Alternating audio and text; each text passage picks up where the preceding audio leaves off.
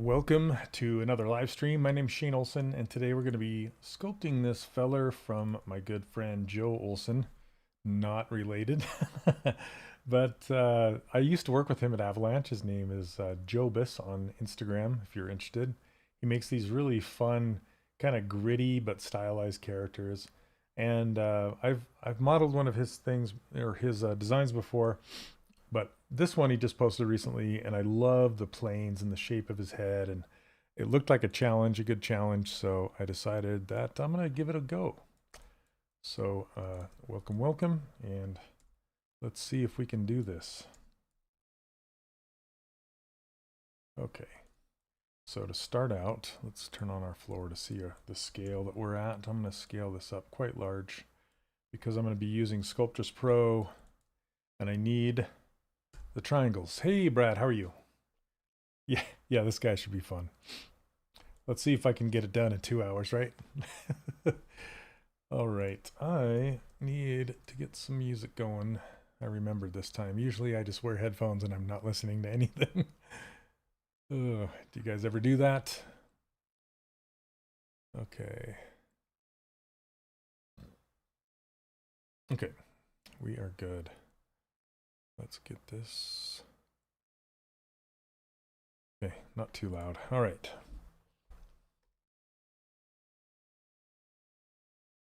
So let's evaluate this. It's just looks like a biker with no jacket on. And then, yeah, I just need to get this really square head. So let's start by just doing some clip curve stuff. I just want to clip off the sides like this. And this is the back of his head. It's kind of like this. And the front. Something like this. Okay. And then his eye like cuts in really sharp here. So I think I'm going to do, I don't know if that'll work. Yeah, something like that. And then I'll give him a jaw. Hey, Neil.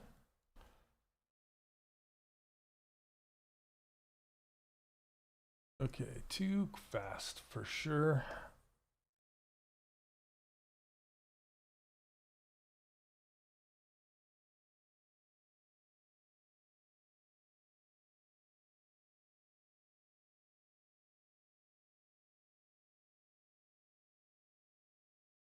Hey, Devere, how are you? Yeah, this should be fun, right?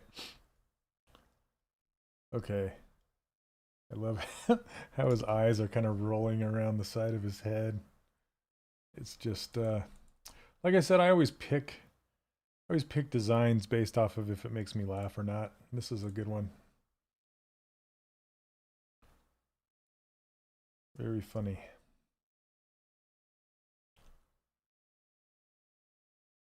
Okay, let's clip this off. Clip. And then from the front, we'll do this. And then widen it out. Oop.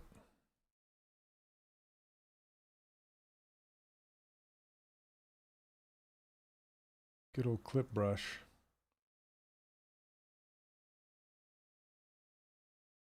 Okay. And we'll just sink that on in. Kind of like this. Stretch it. Okay, I need to straighten this out. Good, good. Thanks for being so active in the school, Devere. I really appreciate it. Hope you're having a good time in there. It's been fun for me.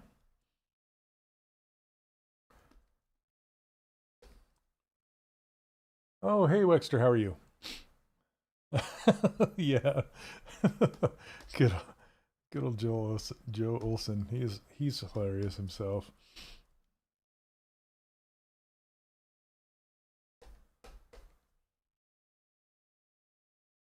Okay. So let's see.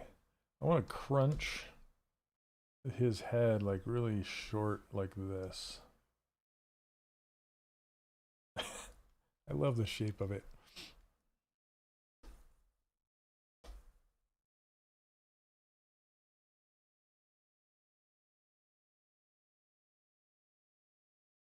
What a great shape. Okay, I think I want to squish it even more. Is that crazy? Like, even more like this. And then even more like...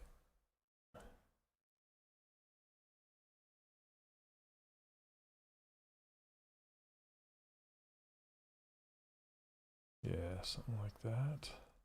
Looks like a monkey. And then his jaw isn't that deep. Maybe something like this. Got something hanging out down there.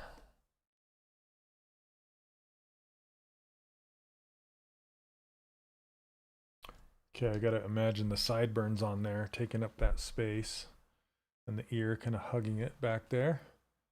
Been enjoying it. There are always a lot of cool projects going on. Yeah, for sure. It's really fun. Okay, let's get... Now, I typically don't use cylinders, but this is so cylindrical and massive that I'm gonna use a cylinder.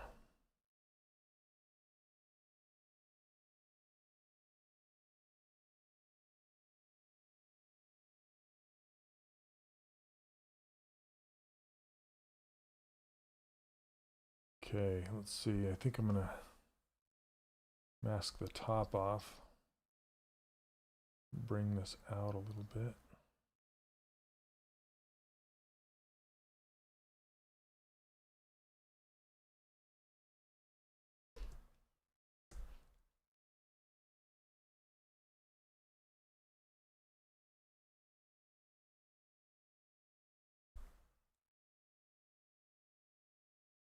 Neil. Yeah, I have new training in the school. It's Lino dynamic posing. So, and I've been posting it everywhere. If you haven't seen it yet, it looks like this. Yeah, this is the dynamic pose for the Lino figure. Very, very much Disney Infinity inspired. And it's a fan art of old 80s cartoon called Thundercats, and this is Lino. And I take you through from start to finish, all the way to 3D print. So this is being sent to a friend of mine down the road from me. His name's Derek, and he works for Lychee, and he does resin prints, and he's printing this in resin right. Well, I think this weekend, hopefully, and then I'm going to attempt to paint it. So we'll see how that goes. Let's see. To me, its face is just a tilted rectangular prism, kind of, yeah. But it has all sorts of planes. So there's like a plane on the front, a plane on the top, plane on the side, one on the back. Yeah, lots. Mr. Pobbs, how you doing? Yeah, thanks. Yep. Hopefully, I'm going to try and get him rendered out nicely too. That'll be fun. So I think I'm going to take this face even further in this jaw. Because I love how it's just straight down. It could be curved a little bit in this direction. But from the front, it's pretty straight.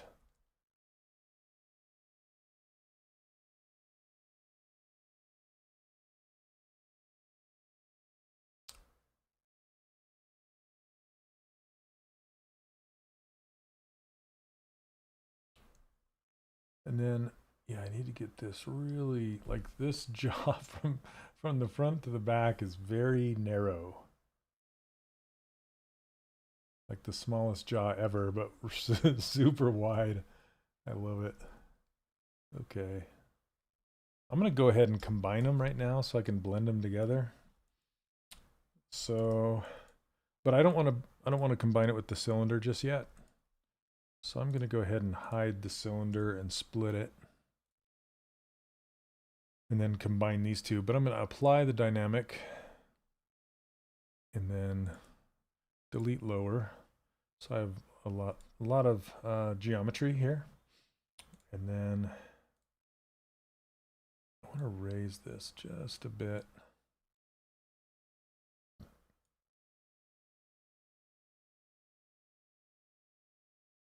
Okay, let's stitch that together. So we're going to go in our gizmo. And then do a remesh by union, which will stitch it. And then we'll accept and turn symmetry back on. I remembered this time, Neil. And then I'm going to go ahead and put both of these in the same poly group. And then we're going to dive into Sculptris Pro. So we'll turn that on right here. Go to Stroke, Sculptris Pro, and turn off adaptive size. And then we'll test. You know, I'm going to go ahead and pick this. And let's see. Yeah, that's a little too big. Let's go a little smaller. That's okay, actually. We'll just crank up the smooth intensity and flood fill this. I'd love to see Mumra. Yeah, in the same style next to that. You know, I have Chitara already designed out. Have you seen that? Have I shown it to you? Let me pull it up and I'll show you a little preview. Where is it? But yeah, you're right. That'd be fun. Or Panthro would be fun. Yeah, here we go. This is Chitara. Also designed by Josh Black. Very cool. I like how her hair is going the other way. So, you know, putting them next to each other would be kind of cool. Yeah, her stance is a little too wide, just like Lino's was a little too wide. I'd have to skinny that up a little bit. But yeah, we'll see how that goes.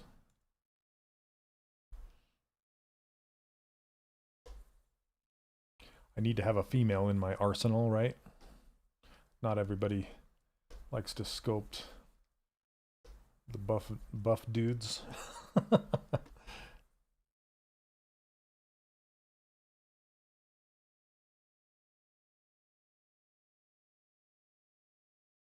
Oh, Snarf, yeah. Snarf.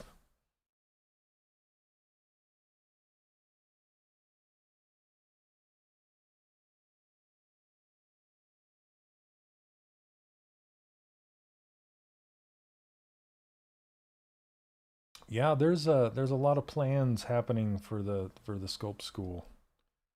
So it's a really great time to join if you haven't yet.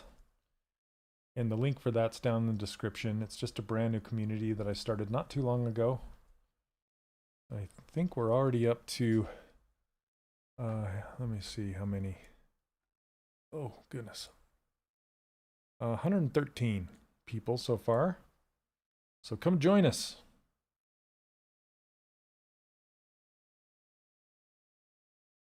Okay. This is not great over here.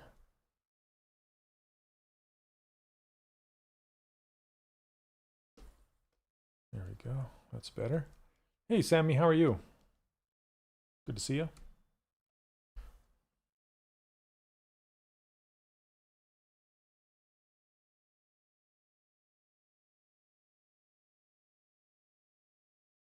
Yeah, I bring back the 80s one character at a time. My wife's like, why do you keep doing these 80s characters cartoon? Nobody knows who they are. Like, yeah, you're right, but you know, there's people that do. I'm one of them. Okay.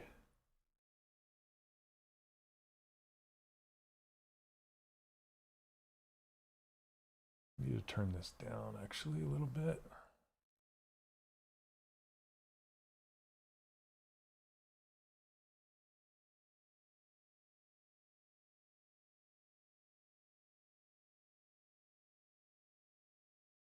Okay. Sorry, I got it. Sometimes it rolls itself behind my video. You can't see what I'm doing here. Okay. I'm going to go ahead and grab this color and fill it so we can start working with skin color. And let's go and hide the neck. We can fill that with that color. It was a great time to be alive. A lot of original cartoons. Yeah, I kind of miss those days, you know? Where's the original cartoons anymore? I mean, there's a few, I guess, but they're kind of, sometimes they feel like they're weird just for the sake of being weird. And it's like, come on, be a little more, I don't know. Let's see. Apply.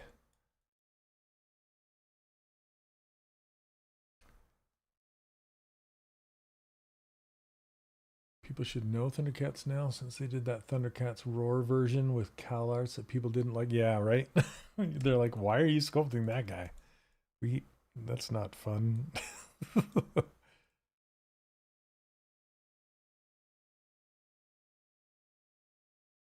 Okay. It's probably too dense for what that is, but who cares? If you're doing 80s, I'd like to see the singer from Flock of Seagulls. Just want to see you do. Oh yeah, that haircut. That'd be fun.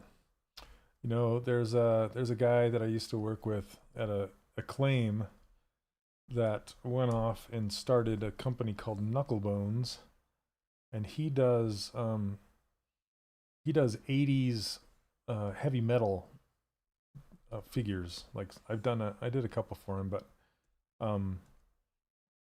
yeah, and it's so they're very fun to see. And you know, trying to remember his name. Gosh dang it.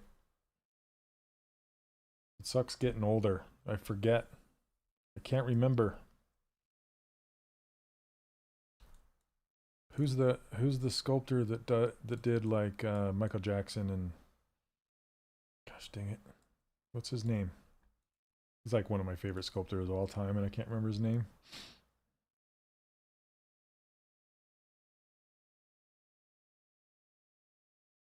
Keep wanting to say Sergi and that's not it. That's not how I want to cut this.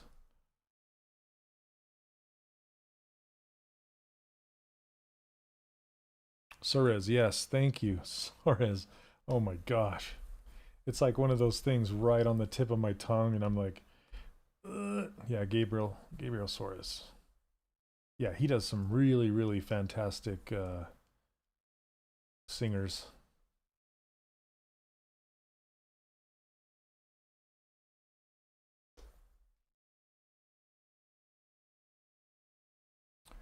Oh, this guy's neck is huge. Okay.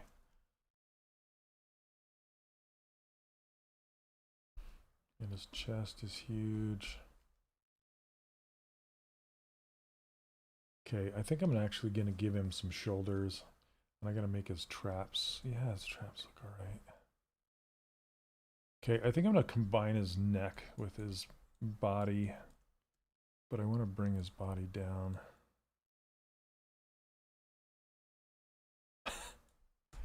And maybe make his body smaller so his head's a little bit bigger. Yeah, something like that. Little barrel chested.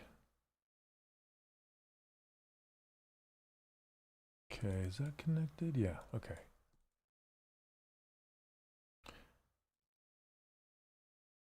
Thanks, Wexter. That was embarrassing.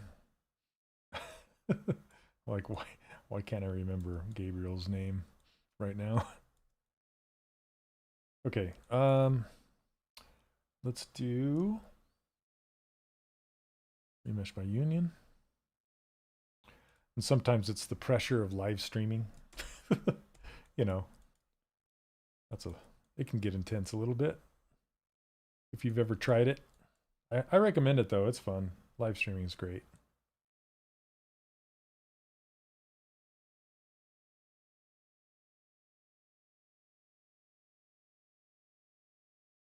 Okay.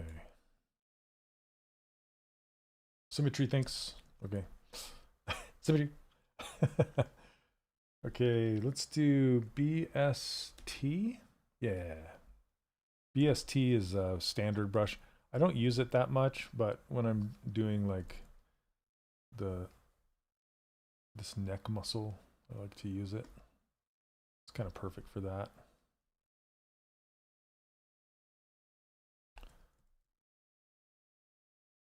The sterno. Okay, let's see.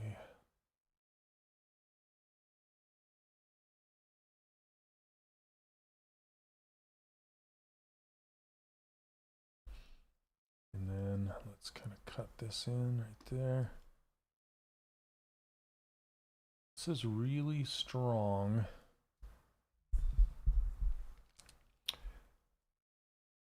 Hassanur, is that how you say your name? Hassanur, thank you very much. I appreciate it. Welcome.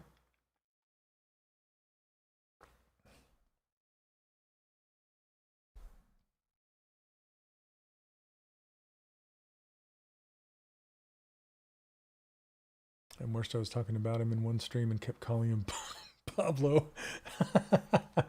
You know. It happens. Yeah, I did a ZBrush Live interview,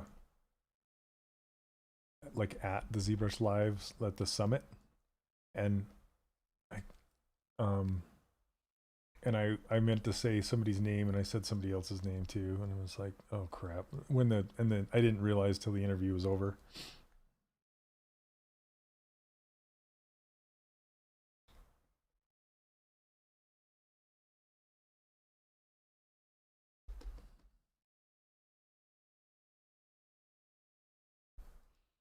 Okay, BST.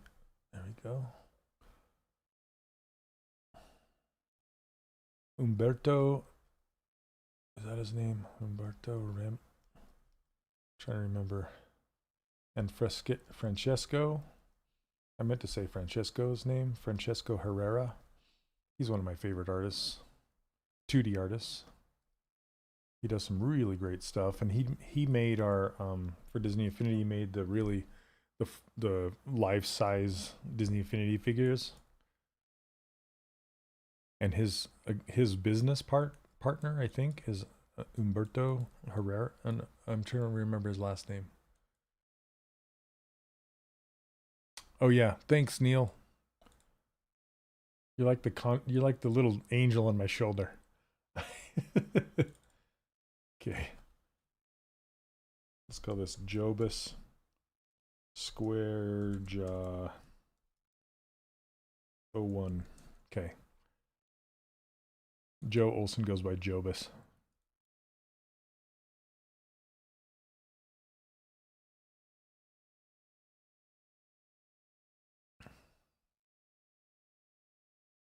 that the one you did, Carrie King? Oh, Carrie King, like from yeah, from Slayer.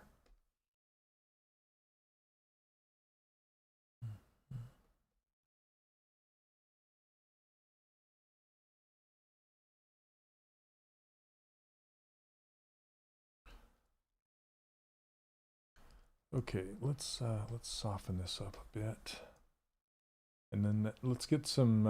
I think once we get the hair going on this guy, he'll feel much better. I'm not sure how to connect, like how to finish off behind his ear. I might. Yeah, I'm not sure. I might bring this down like a cranium kind of.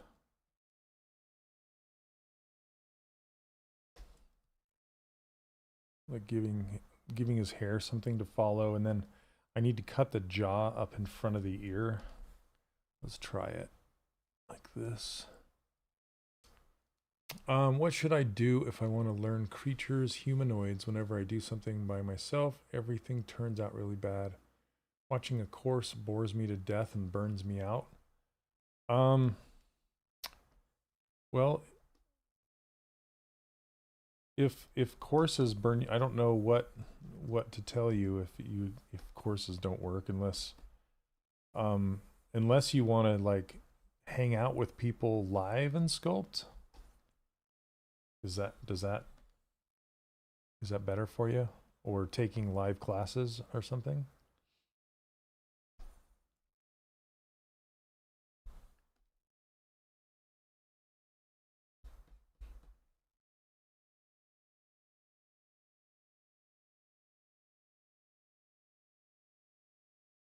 Okay, let's see. I kind of want to make this square too somehow.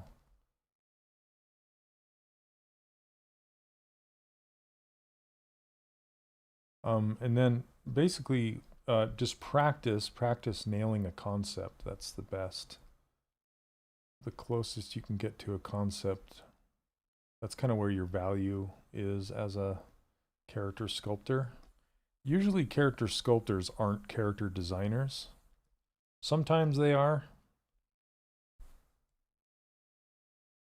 but that's typically not the case.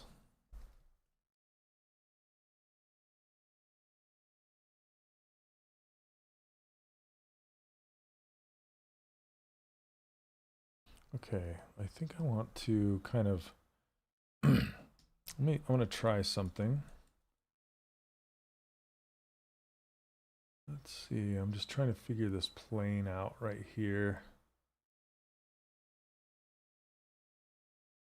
Yeah, Ian, another feller. Another square-jawed feller.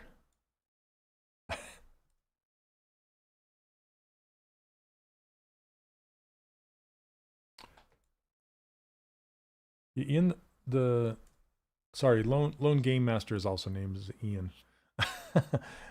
Anyway, Ian Thelt. The reason I ask is because I run a thing called Sculpt School, and inside that Sculpt School we do live hangouts where we kind of just hang out and sculpt together, and you can come and ask questions and hang out with fellow sculptors, and yeah, that's something you could do. Okay, I was thinking about cutting this so it's not a straight 90 back, so it's actually cut at this angle. I think I'm going to try it just to see what it looks like. I'm probably going to hate it, but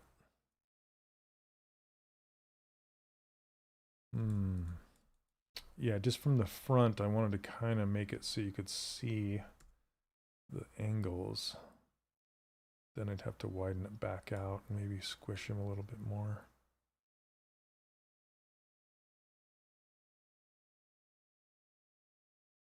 Yeah, Brad, he typically runs them.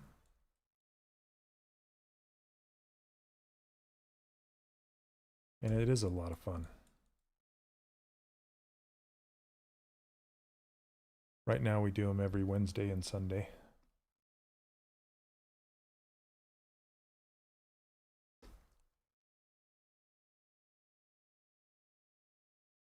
Okay, I don't hate that, but I think I want to bring this in.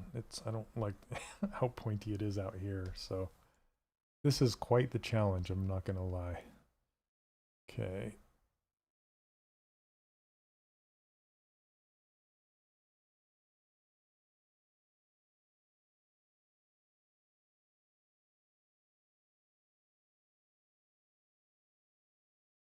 Just Saturdays? Did you kill the Wednesday ones? Sorry, did I say Sunday? I said Sunday. Saturday. Thank you for the correction. See, you can't take me anywhere. I don't know what I'm talking about.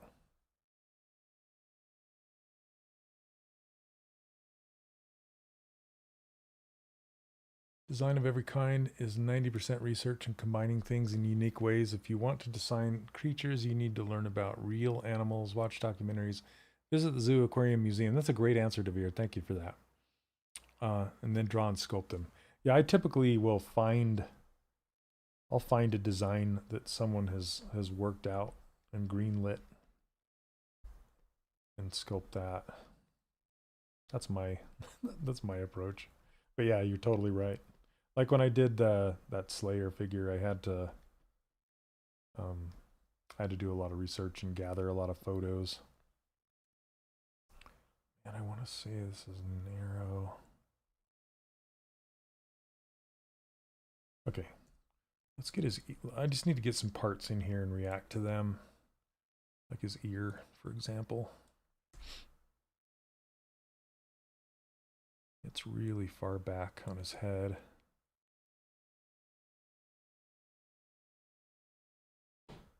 And I need to turn on local dynamic. There we go.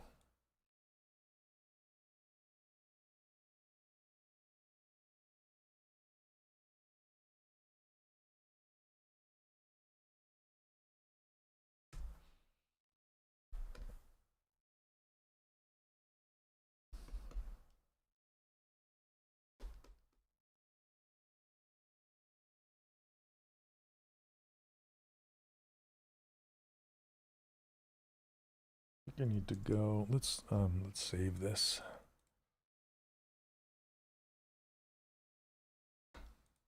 It's been a little prone to crashing lately, which isn't ideal, to say the least. Yeah, last week we had a not so fun crash.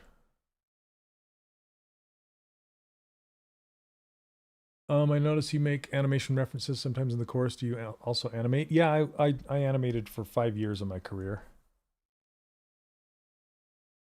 Yep.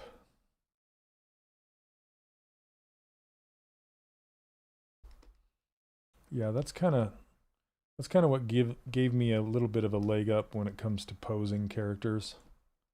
Because that's all you're doing when you're animating is posing, going from one pose to another.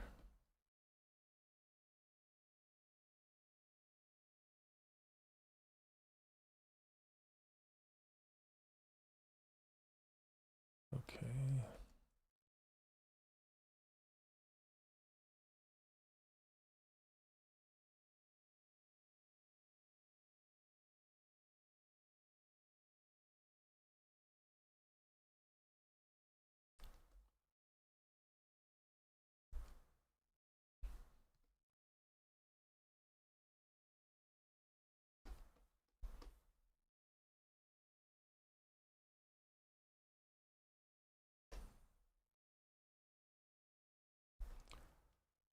Um, 3D. Yeah, 3D.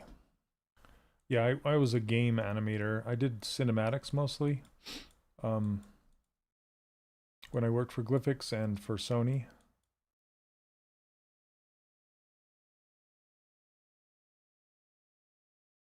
Yeah, I love animation. It's a lot of fun. I kind of did it out of necessity, but found that I really liked to do it.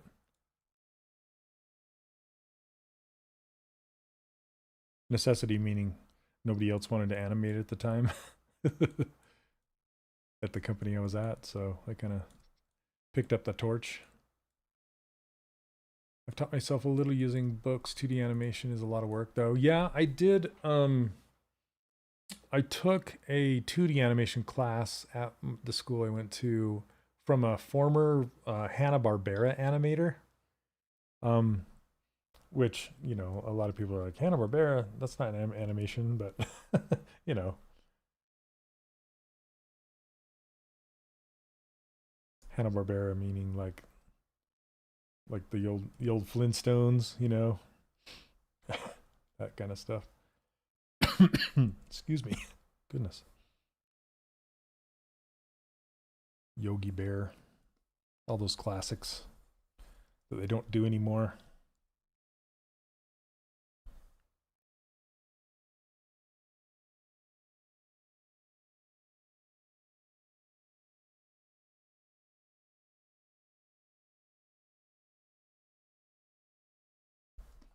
Yeah, I used to watch all those old cartoons.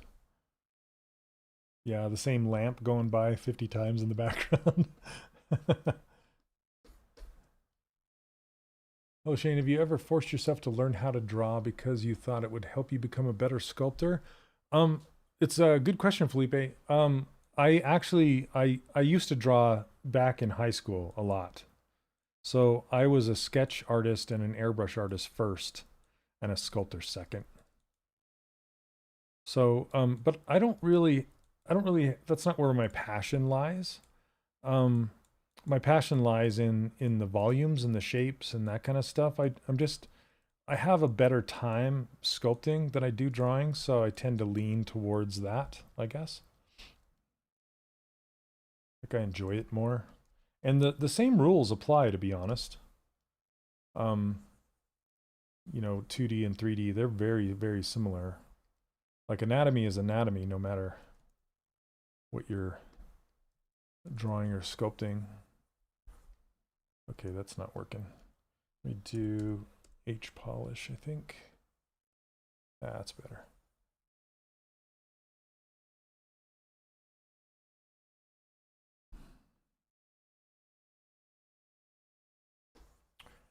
Yeah, do you remember like Jabberjaws and those old Laugh Olympics?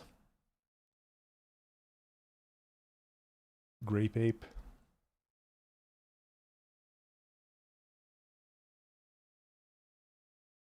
So I need topological on.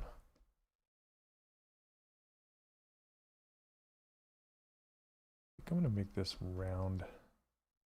Let's hide it for a second.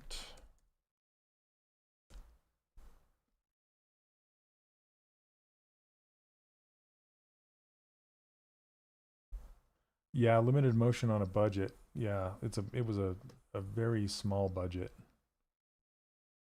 in a short time frame.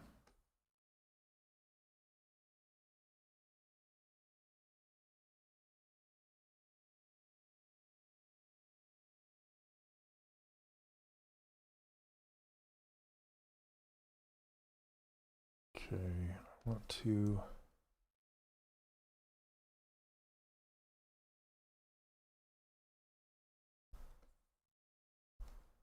oh no, it's gonna crash. Oh, I felt it. I felt it.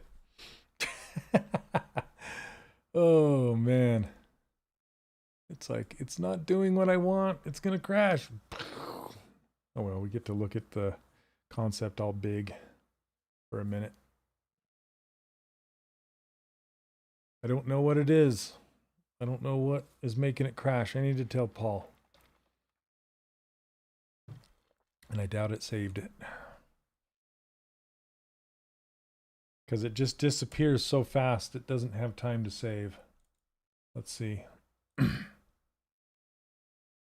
Yeah, no. Okay, let's see. How far back am I? Probably the same, no? No, I'm not wanting to save it. Load.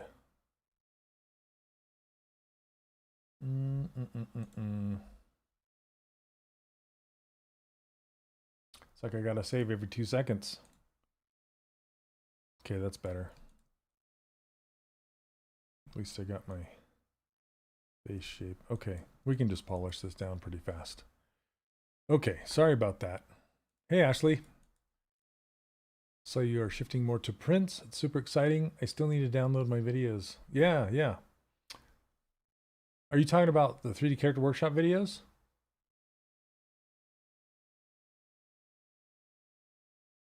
I haven't really decided how I'm setting that up just yet.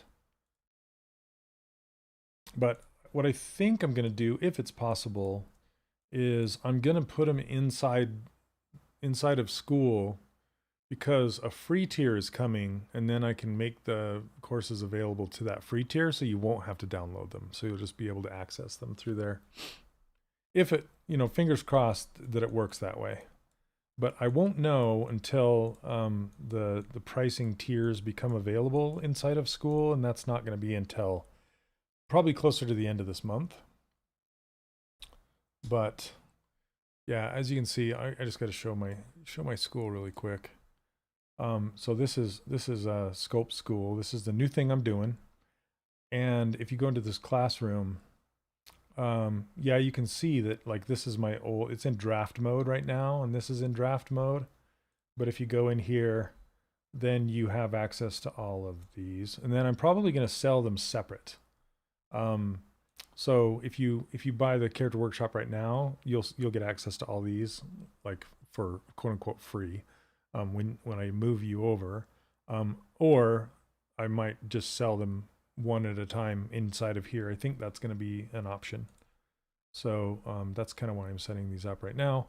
But yeah, just so you know what's coming, I'm doing this mantra that's like dream it, sculpt it, print it, paint it. And and I'm going to have lessons or courses that kind of follow that mantra. So Dream It is essentially teaching you how to find or hire somebody to do a good concept and what to look for and kind of how to evaluate it and break it down and that kind of thing. That's what this one is. And then Sculpt It. This is the one that's all fully fleshed out. There's like, I want to say 26 hours worth of content in here. Going from nothing all the way to, like I said, dynamic posing, keying, slicing, everything. And then there's going to be a print it, which is going to be FDM printing and resin printing. So Wexter, who is watching now, he was gracious enough to make us a FDM printing course that teaches you how to print this dynamic pose on a filament style printer, a bamboo. And this is where you can get my brushes as well. And then Paint It is coming if I can pull off painting the resin model. So Derek from Lychee Slicer is going to be doing some training for how to set up things for resin printing. Yeah, that was a lot to say. So anyway, it's at an introductory price right now, and the price will go up eventually. So if you're interested and you want to get in on it, now's the time. And the link is in the description down there.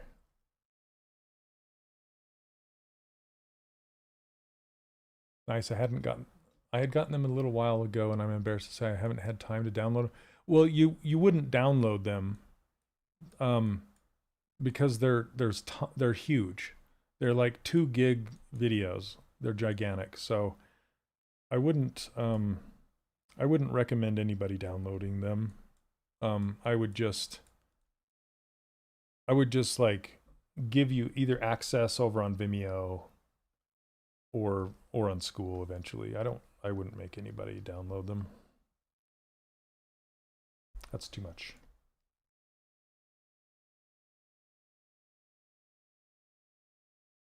Okay. So you shouldn't be embarrassed. Basically, that's what I'm trying to say.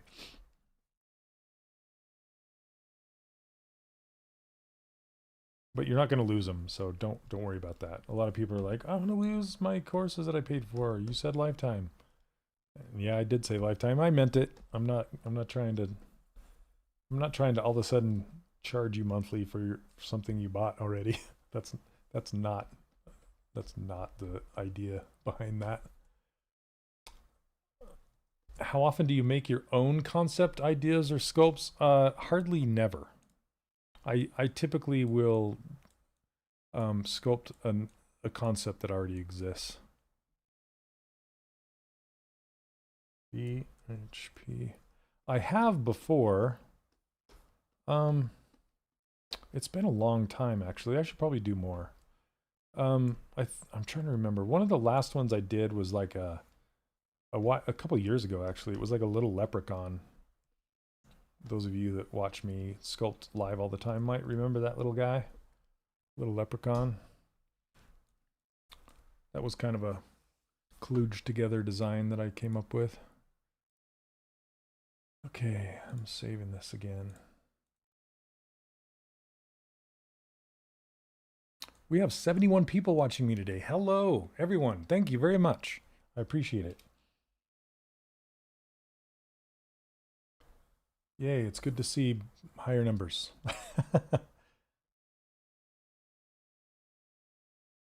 Okay, now, oh, it looks like it lost my hotkey. Here we go.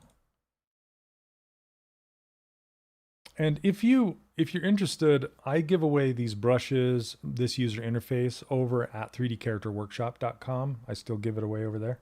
So if you're interested, you can go grab them for free. I've given those brushes away for the last 8 years. And it's really fun to see somebody streaming and I see my brushes that they're using and I'm like, oh, sweet. Okay, imports.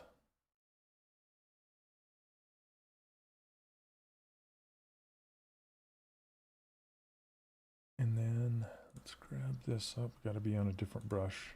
Sometimes if you go to put your image into Spotlight and it's grayed out, just pick a different brush and then it'll become available.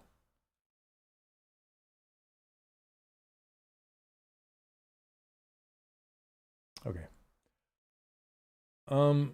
Yeah, thanks, Wexter. I'm like, oh yeah, I got to put that up there. Cheers from Mexico. Hello. Thanks for sharing. How are you doing, Arturo?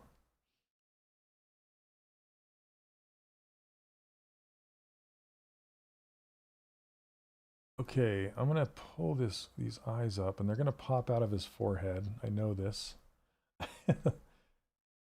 I think I need to grab this whole area of his head and kind of pull it up.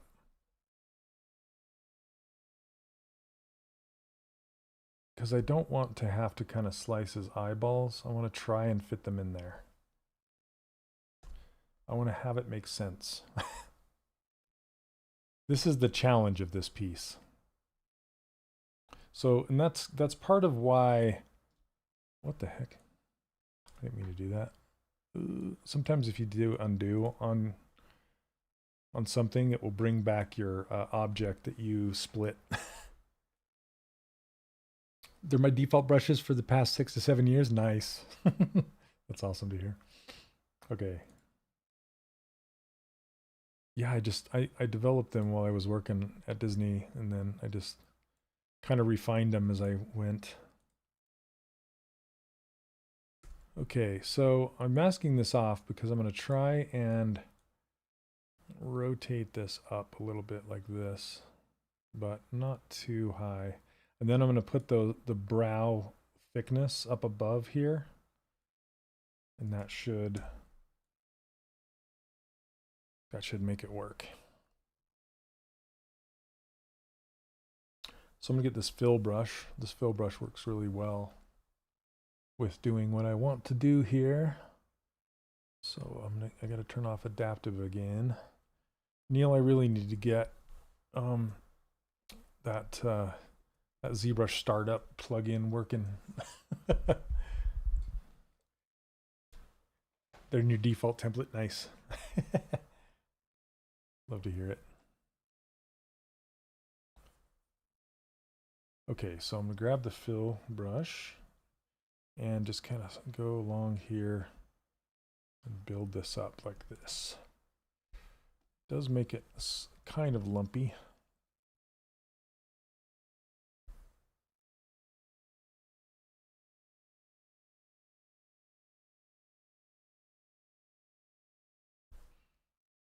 I just want to get something to be able to cut into. It's kind of Frankensteinish.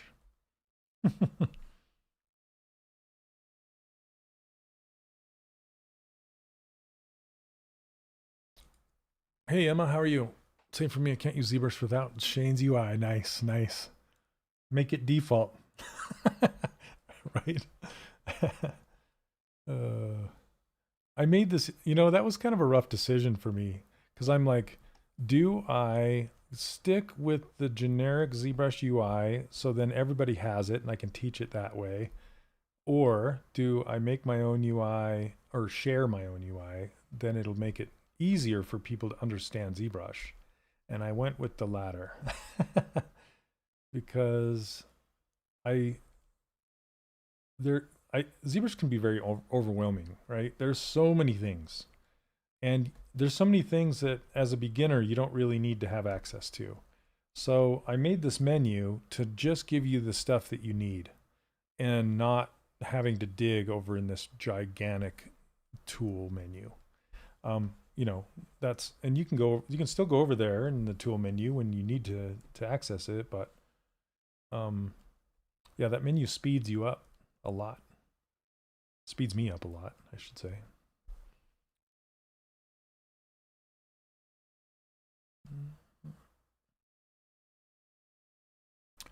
Okay, let's save this again. Sorry, I apologize if I'm saving this every 2 seconds. I'm just going to hit save next. There we go. But it's been, I don't know why, but it's been prone to crashing recently.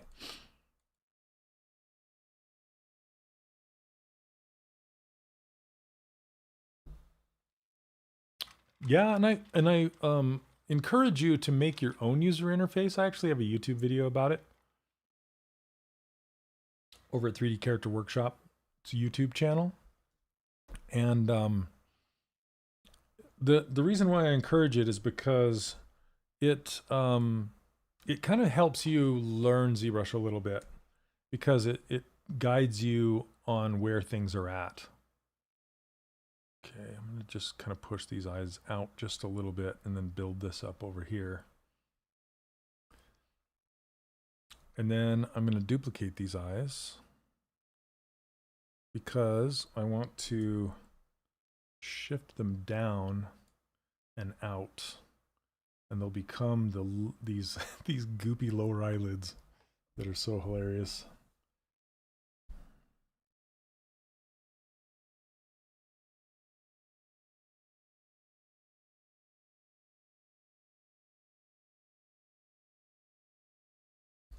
I'm too lazy to do that, and it would just be a copy of yours with a few changes. Yeah, I'm I'm I'm not saying you have to. I'm just saying I encourage you to. um, are you tried ZBrush on iPad as mainly tool? Yeah, I have actually, and I really like it. It's missing a few things, like like a way to add a concept like this. It doesn't have spotlight yet, which is it's coming. So and since I sculpt from concept so much, I really need to have that. So I'll typically sit at my desk and look at something up on my monitor as a concept, or I have to like Alt Tab over and look at it, and that's not optimal, you know. But I really like the user interface of the iPad version. It's really nice. Let's see.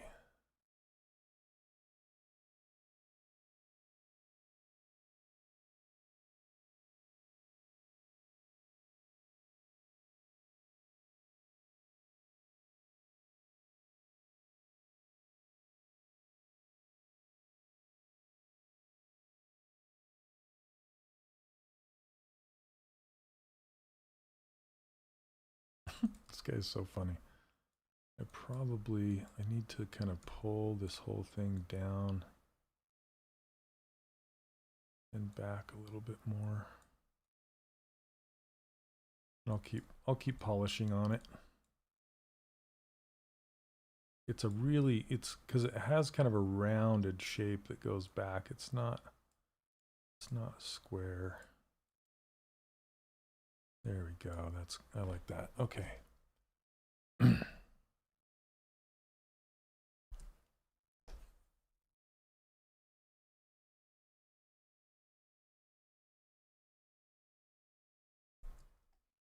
I'll just kind of smooth this whole thing out back here.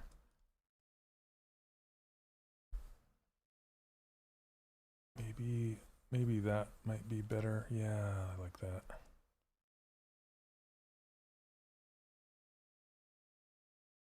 You kind of have to follow what a skull would do a little bit.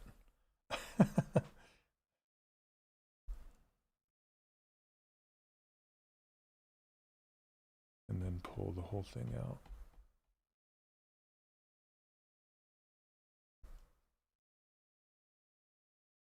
Okay, let's do H polish, BHP. I think I might, speaking of user interface, I think I might replace this scrape brush with the H polish brush. I just tend to use it more. This scrape brush is good if you want super flat, but H polish kind of digs in a little bit, and I like that better. It kind of reshapes as I go.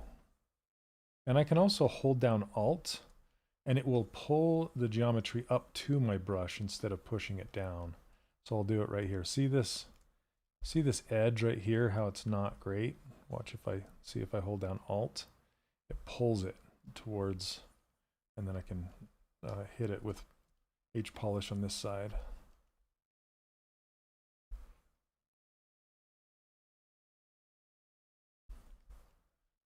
See, like right here, I'll hold down Alt, it'll just kind of pull it together, and then I just kind of hit it with smooth again and just kind of knock it back.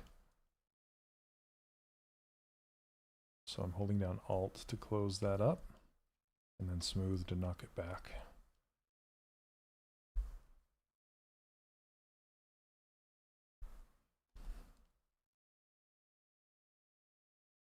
I'm going to round this out just a little slow round bit. Okay. Let's get his nose in there. I think that'll really start to sell it.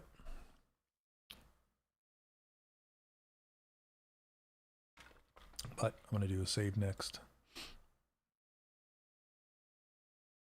Okay, and his chin needs to be convex, not concave.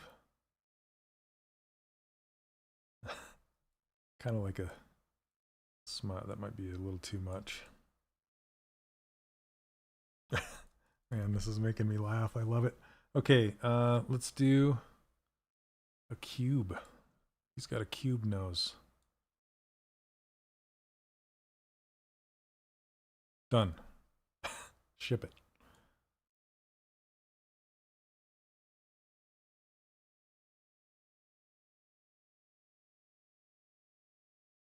Okay, let's see. Let's kind of shove it up here.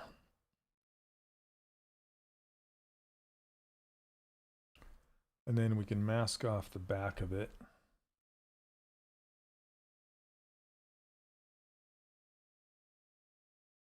All right, Ian, have a good one, man. Thanks for stopping by.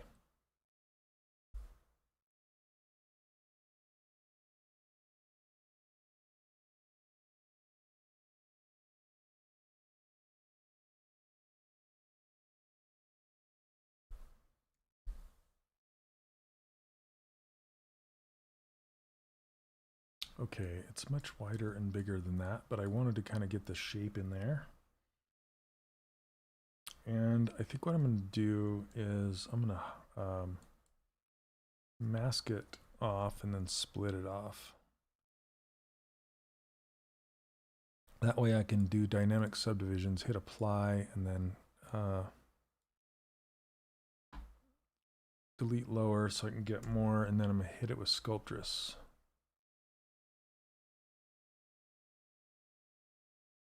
So I can start to add a little bit of organicness to it.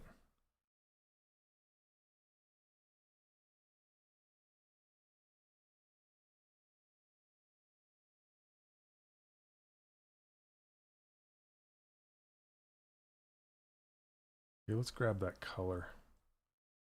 It's like this pinkish.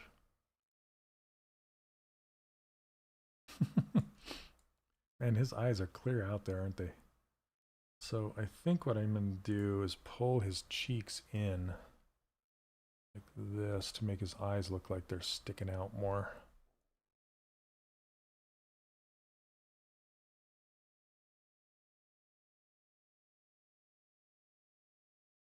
Okay, and then take these lower eyelid things. I want to fill those as well, but bring them up.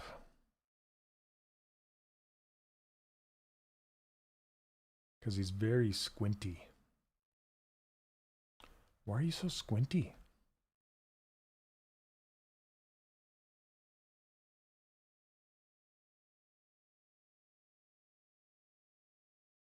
I think these eyes need to be smaller. I was trying really hard to make them work that big, but they're just too big.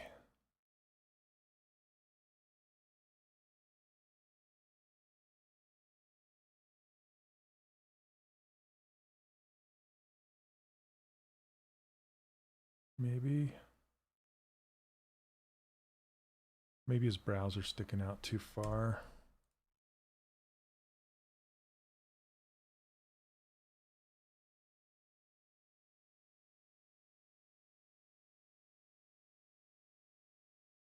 Yeah, sometimes it's just a matter of just going back and forth and back and forth and back and forth.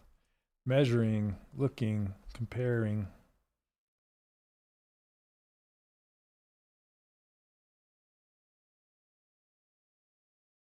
There's like a little space between his nose and these lower eyelids.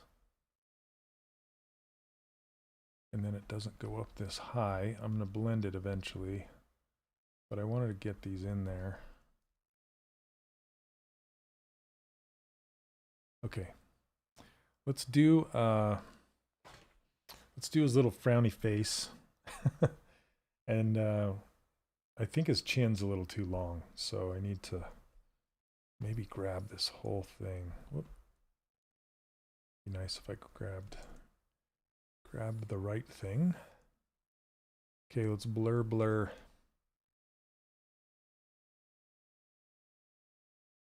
And then flip it, and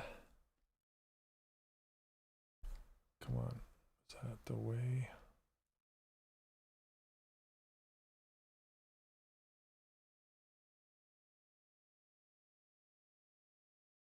Maybe something like that.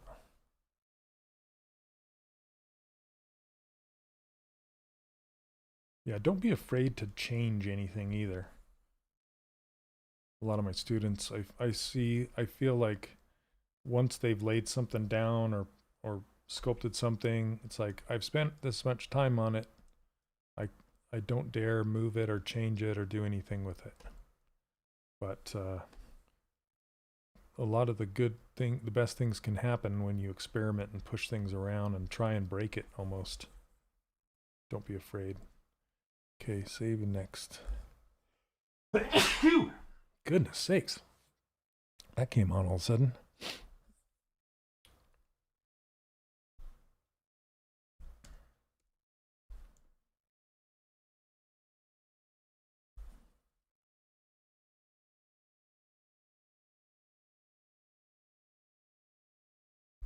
Okay, let's get his mouth in there. So for this, I think I'm going to do a mask pull. I don't do that too often, but it seems like that's just what it needs.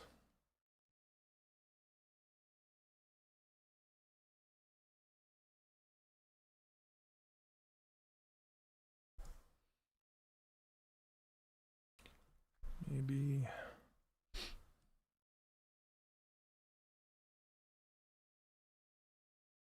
that's a little too high.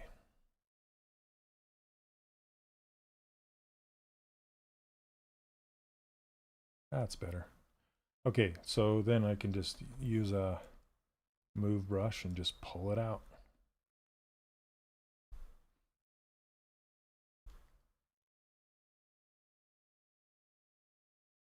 And then I can do a build up, like either with cloth or standard or something.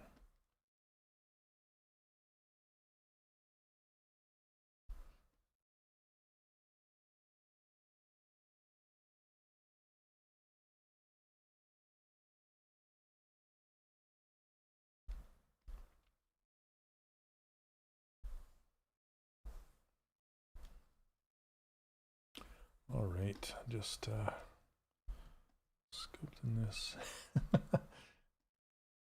That's funny. He's got a pouty face.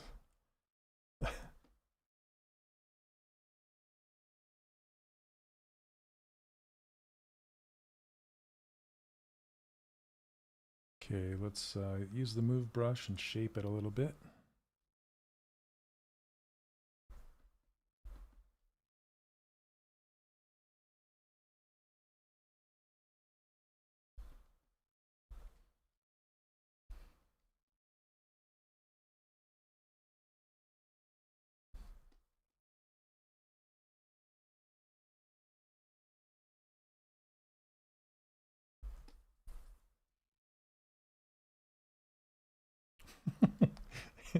He's such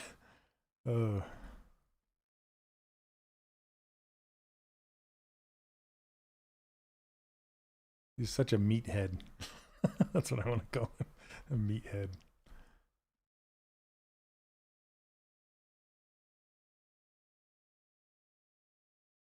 Okay, let's get some eyebrows on there and his little Fu Manchu mustache. Okay, I want to do the fill brush and just kind of rub it on his chin. Thanks, 3D. I appreciate it.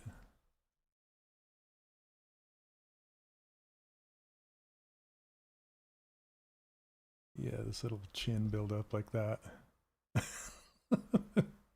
Oh my gosh, look at his profile.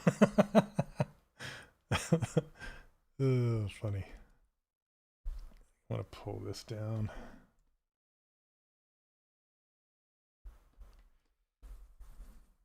So now that I have an FDM printer, so FDM printers are fairly cheap to print stuff. Well, they're cheap to buy and cheap to print. They're like a hobbyist printer. I've printed with resin for so long that I'm like, it better be good because it's going to be expensive, you know. But with filament printers, you're like,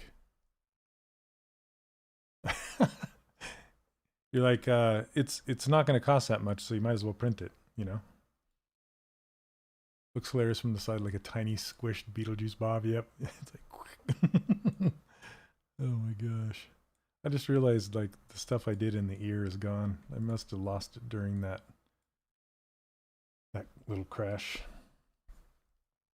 Anyway, so yeah, I've been focusing on 3D printing a lot now. So everything I do it like as if I'm going to 3D print it.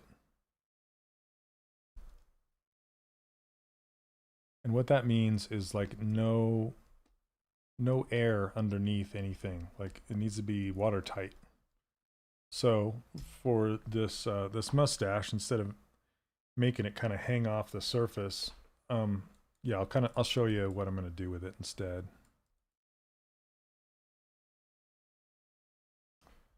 Before I do that, I think I'm going to take here. Let's mask this off just so I don't accidentally move. I like this straight line a lot. I just want to adjust this chin just to kind of give me some more space for that little beardy. Yeah, thanks. I'm going to do it right now. Save as. Boom. Okay, saving. Thanks. All right. So let's grab this color. And then grab a sphere, drag it right here. And then I want to kind of squish it down.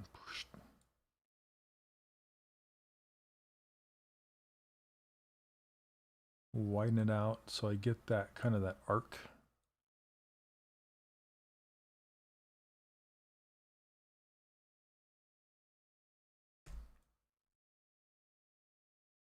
Okay, and then I'll clip it off the bottom. And then let's do a mask or a split mask points. And then arrow down to it, make sure I have it selected. Now I need to have enough resolution to do this next part, because right now it's pretty low resolution, as you can see. I'm going to turn on dynamic and hit apply, and then get rid of the lower resolution. So it's pretty dense now.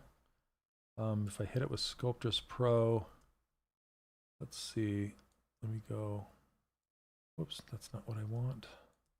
I want subdivision size just a little smaller. There we go. Needs a full body to be posed, so he's holding your stylus like a barbell. It's like, or like a spear, a halberd. Okay, I'm going to switch the color to like a gray just so I can see what I'm doing, and then I'll make it black later. Okay, so what I'm going to do is I'm going to grab this carve brush, and I like using this carve brush for hair. I'm going to turn off symmetry. I just kind of let's check the thickness of it. I need it thinner. So I'm going to just rotate it in so it's a little bit thinner.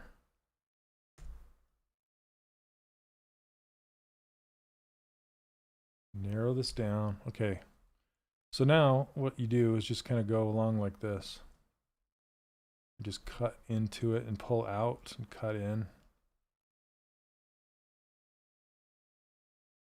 And I don't want to be too perfect. You want to give it some chaos. Maybe different sizes.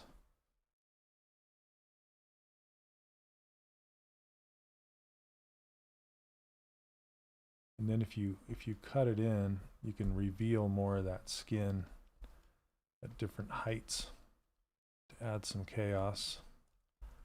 And then it just kind of looks like a little stylized hair tuft. And then I'll just add a couple more little small guys.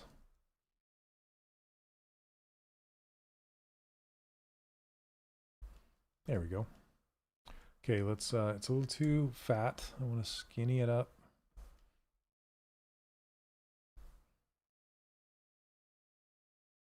Doesn't matter how many new ZBrush features come out, Shane continues to use that same old trusty tool. Absolutely, JC, absolutely. Yep. That's the secret. There is no secret.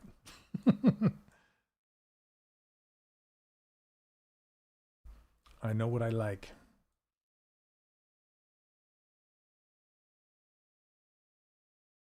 I do want to push this in just a little bit more. Okay, and then just grab this color. I want to make it a little more purple.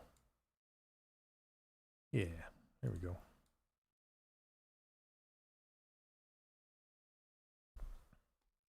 Use inflate just to bring this back a little bit. It's a little too deep. Cool. I like it. Okay, let's before I do the mustache, I'm going to combine the neck with the head and then paint the purple on there. Because I think that will really help it. Because just like Polygon said in a video recently, color has weight. I've said that a lot. Color has weight. So don't sleep on putting color on there. Mergey down. Okay, and then Stitchy Loo. Let's center this. Oops, center it. Okay, and then remesh by union. Apply, and then symmetry. Got it. And then blend it. Did that stitch his ears? It did. Okay. That's okay. That's too dense. Okay, that's good.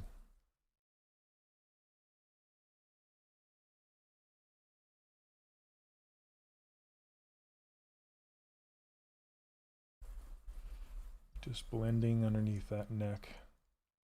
There we go. In the front of his ear for that connection. And then let's while we're here at the ear, let's go ahead and, well, let's do a couple things. I want to cut this back out.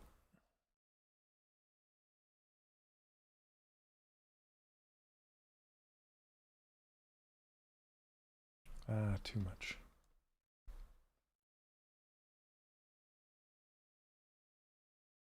Okay. I kind of ruined it. Let's fix it. You ruined it.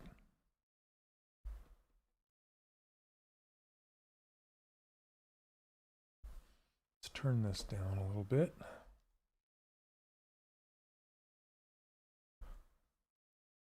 It's funny, I find myself working down here at the bottom of the screen a lot because if it's up here, I have to reach because of the way my Cintiq is laying. It's kind of laying it down at a 45.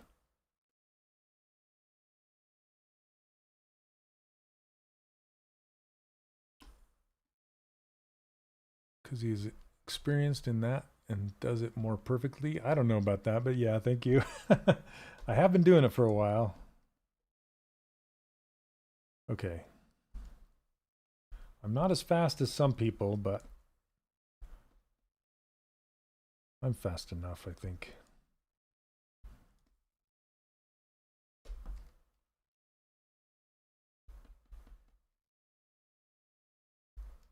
Hey Diego, how are you? Welcome. Welcome, welcome.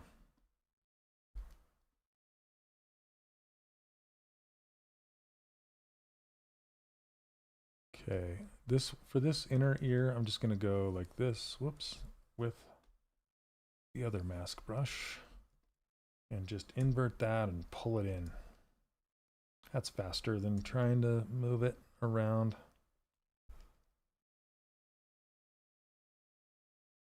And then just clear it and hit it with Sculptress and you're done. Funny little cuppy ears. Let's just shape them a little better. There we go.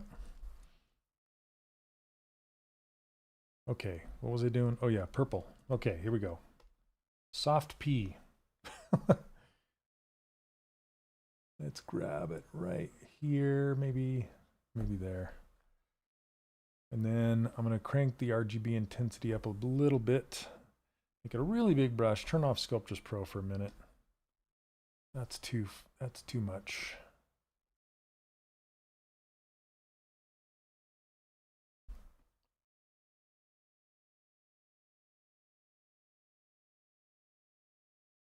There we go.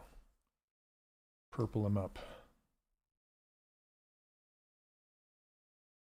And then let's grab this color up here, a little yellow. Where'd you find this concept? It looks really cool. Yeah, it's from a friend of mine named Joe Olson. No relation.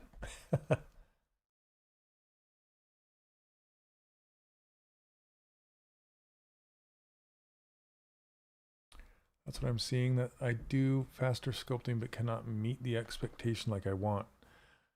And you're doing slowly and it's already matching the reference, hence artists must be slow.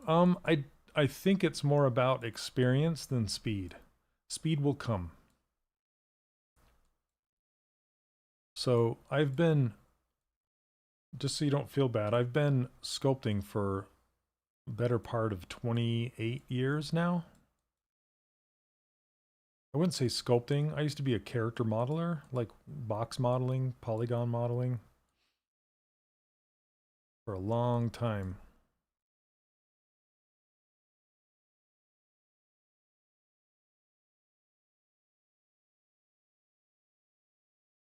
So yes, I like to joke around and say, yeah, this took me 2 hours, but it kind of took me 2 hours and 25 years.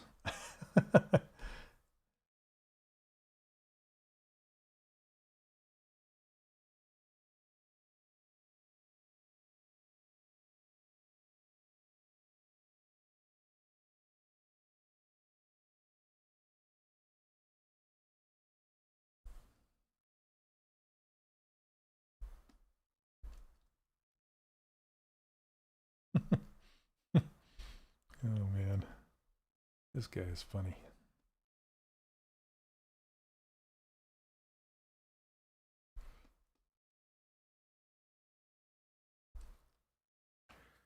Okay, let's give him that Fu Manchu mustachio.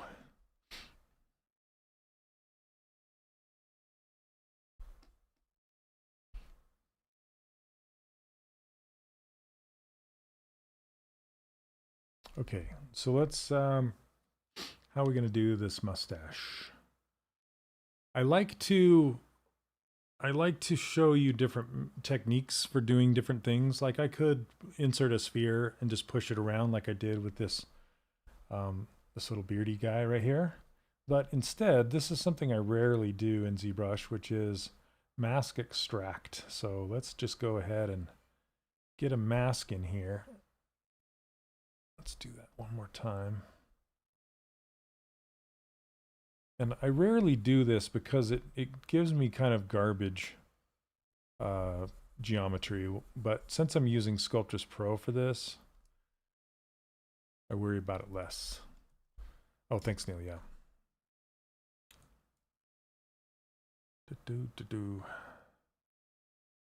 Savvy Lou. Okay. So where you find this is at the bottom of the subtool menu. It's right here. It's called Extract. And when you hit Extract, I'm going to turn it to the side so we can see it. When you hit Extract, it gives you a preview of what it's going to look like. Now you can turn up the smoothing on it and hit Extract again. This is just a preview, like I said.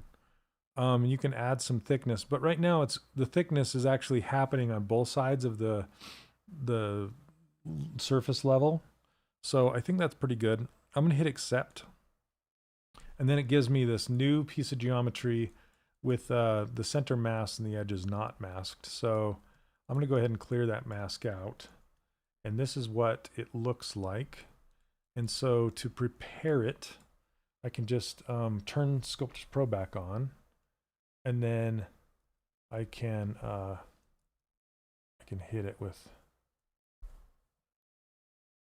I want to smooth it and then just kind of turn this down a little bit. There we go.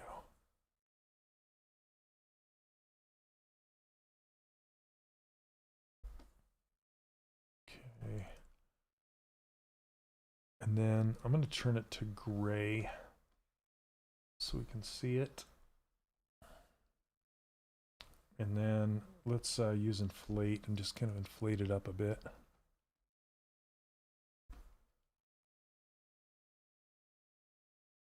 And smooth it back down. It's pretty lumpy. See, this is typically why I don't use mask extract, is because it just kind of ends in a lumpy mess. So I'm going to do my best to clean it up. 2 pieces of bacon. He likes bacon. Interesting that you mentioned that, because we're always comparing ourselves to others, someone else better, faster, but we don't take into account the person might have 28 more years of experience. Absolutely, right? You are the only person you should be comparing yourself to is yourself, honestly. I mean, look to other people for inspiration. Like, I want to be that good someday, right? That is about where it should end. And then just be on you're on your own bar, your own timeline, right? You can't be expected to be where somebody else is. And you know, I always compare sculpting to learning a musical instrument, like a guitar. You're not going to like pick up a guitar and expect to play like Jimi Hendrix or something right away. You know that that's going to take a lot of practice to get there. But it's possible. It's possible for anyone to do. It's just a matter of practice and time and effort. And it's the same with this.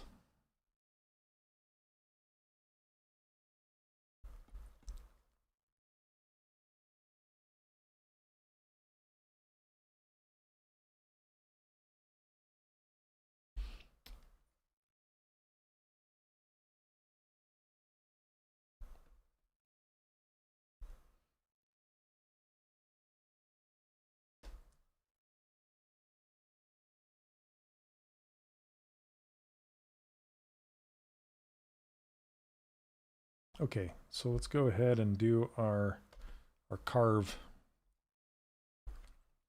Any recommendations on getting a job in the industry? It depends on what you want to do. If you're trying to get into games or animation or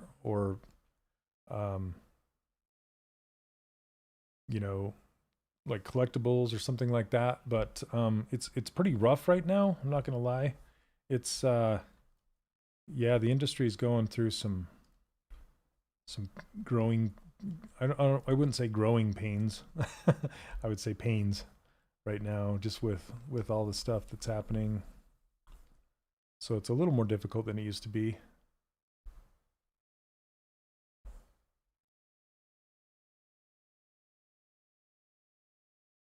Okay, I'm not liking this. I'm going to undo it. I think they're too big of strokes.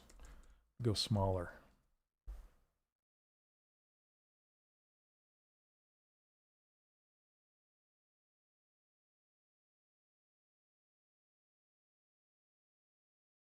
It's really hard for me not to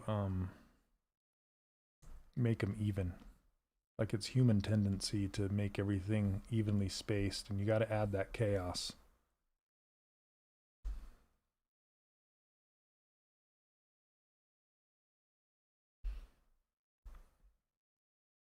But let me go back and give you some advice, some good advice as far as getting a job in the industry.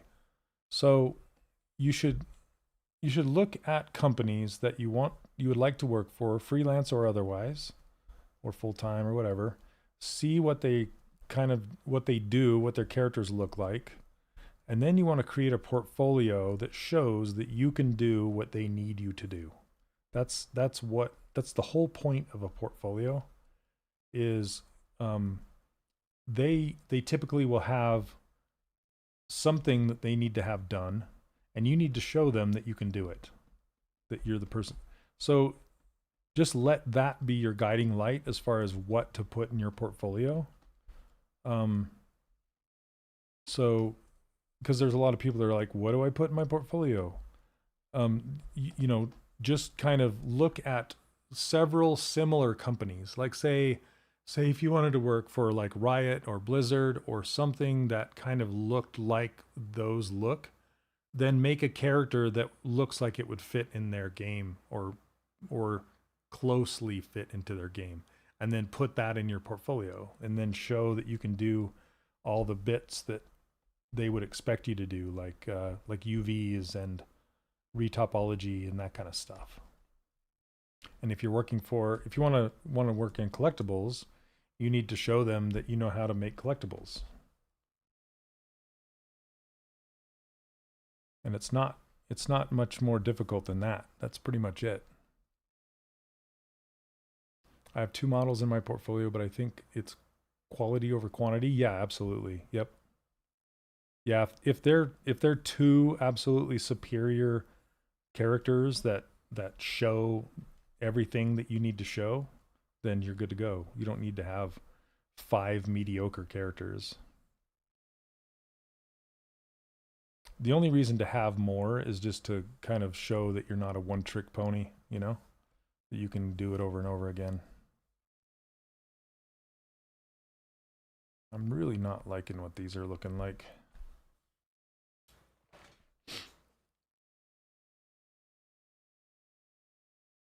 It's like I need to make them deeper or something. And they're just being lumpy. Maybe, let me look.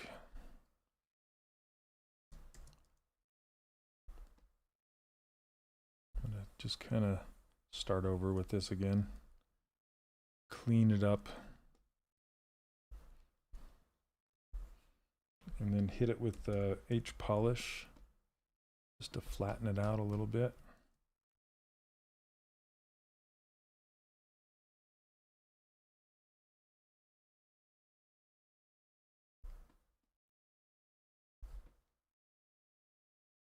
There's no shame in starting over, by the way.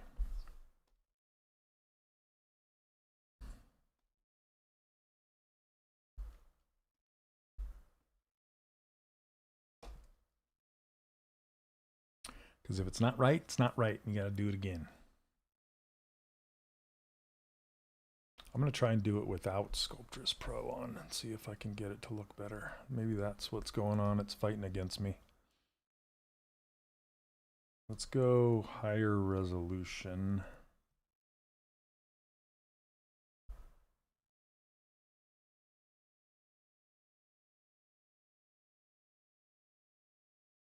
Okay.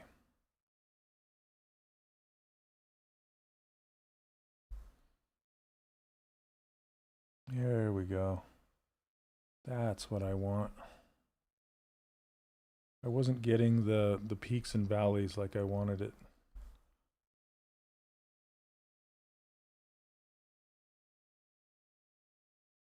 Still freaking lumpy. Freaking lumpy.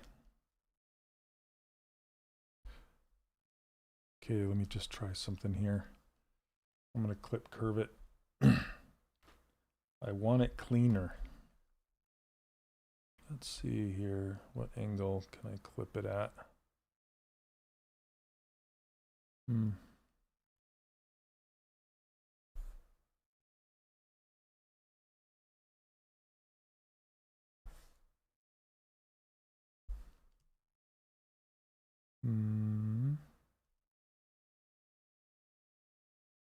That might work.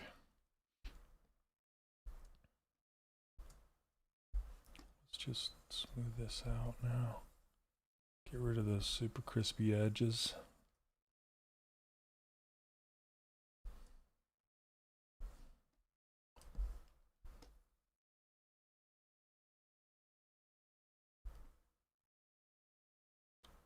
feel like I'm just mangling this piece. It's like when you're doing a painting and you just paint too much and it just makes it mud, you know? That's what I feel like I'm doing.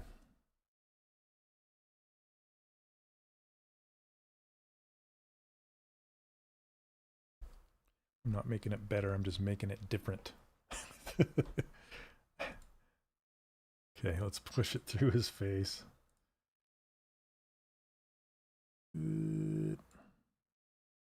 Okay, that's a better start, I think.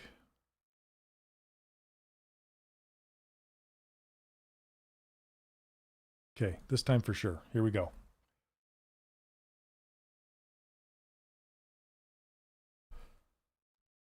Okay, Sculptors Pro's not on.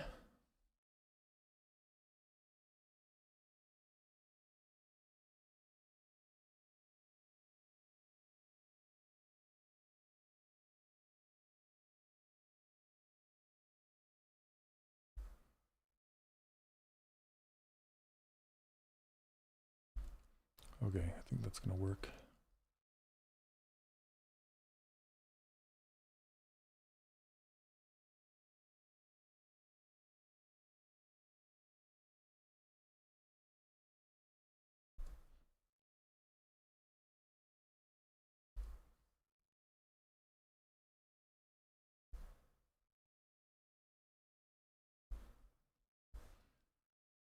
There we go.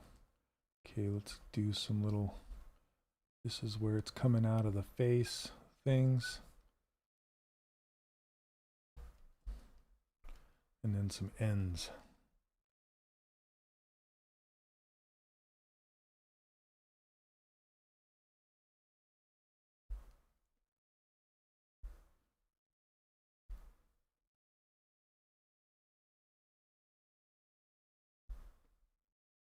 That's better. Okay. You just kind of have to work it, get there, you'll get there. I kind of like it sometimes when I struggle on stream, so you can see that it happens to everybody. So if you're struggling, just know that it's not just you. Okay, I'm saving this. I felt it. I felt it in the universe. It gave me a little pause. I'm like, uh-oh. I did it. I saved it. Thanks, Wexter. All right, here we go. There we go. There's little Fu Manchu dude. I think that'll print pretty well too. Okay, let's get his eyebrows in there. What time were you looking at? 2:30. Okay.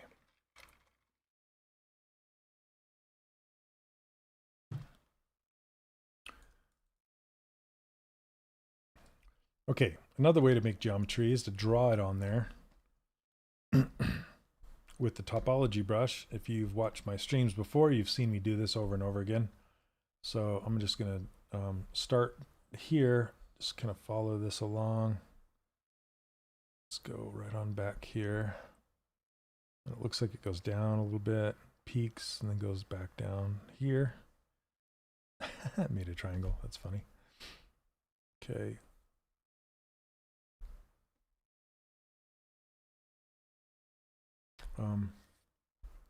Yeah, I'm going to reshape this after I get it on there. It goes way too far back.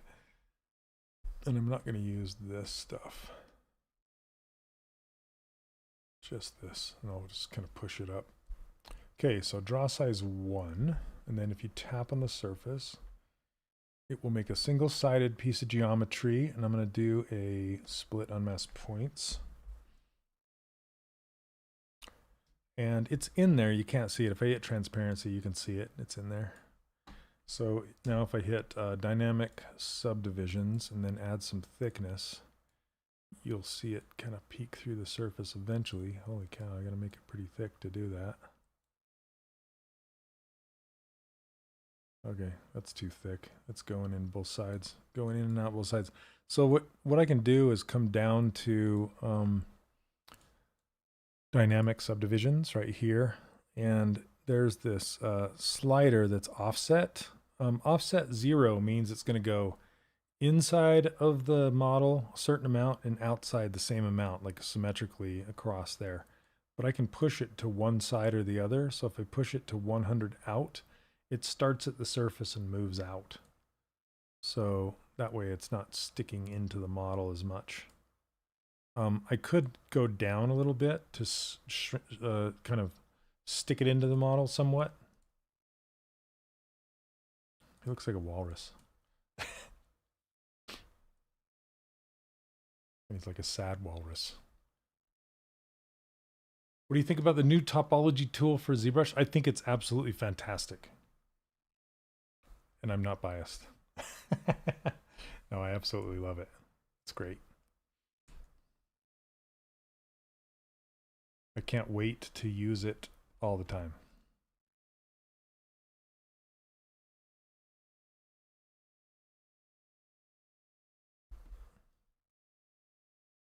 Yeah, I think it's going to actually, like, just from what I've seen, I think it's actually going to be, like, probably the best retopology tool in any program. I'll just say that right now. The way it's shaping up. Okay, I'm going to, I want this to kind of be a sharp edge right here. And I want this to be a sharp edge. So I can crease everything, but it doesn't do what you think it's going to do. It just puts a crease around the whole thing like this. See how this is round? I don't want it to be round. So I use the Z modeler to insert an edge and slide it pretty close to this edge. Now it's kind of sharpish like that. And then I like to do the crease level at 3 and then crank this up to a 4. And then it will relax those edges a little bit. Okay, it looks like it has like little single hairs going up like that. I'm not going to do those right now. I'm just going to move on from his eyebrows. What's going to make it so good? Oh, you're talking about the retopology brush? So it kind of has a lot of things from, I can't talk about it too much yet, but it has like you saw in the video, the preview video, you can draw dots on the surface to pre-plan what it's going to look like and then fill those dots with faces.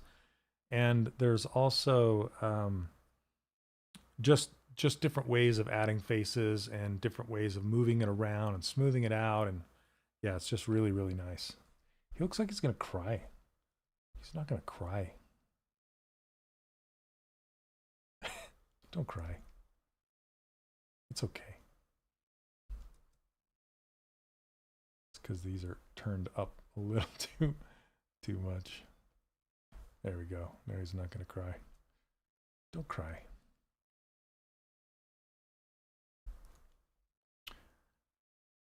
Okay, so let's do the sideburns now. Same way. I'm just going to draw it in here. Looks like a Nike swoosh. Like this.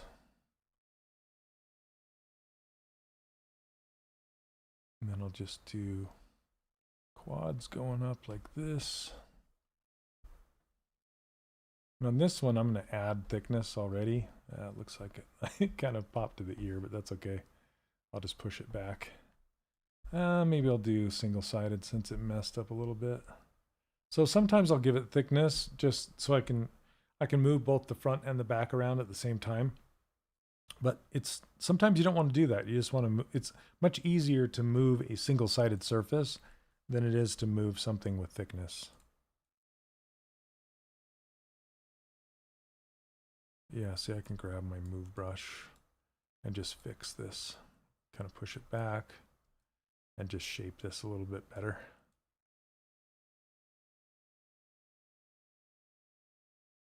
And then sharpen this guy right here. And then I want to put maybe one more loop right there. And then I can do dynamic subdivisions with thickness, same as I did with the brows. And Again, with this offset, just going to change it to 100.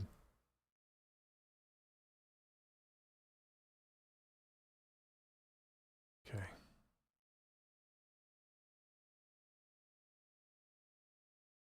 Move his ear back just to clear that a little bit. There we go. I think this needs to be a little bigger. It looks like it comes all the way from the back to the front, which means I have the side of his head just way too big.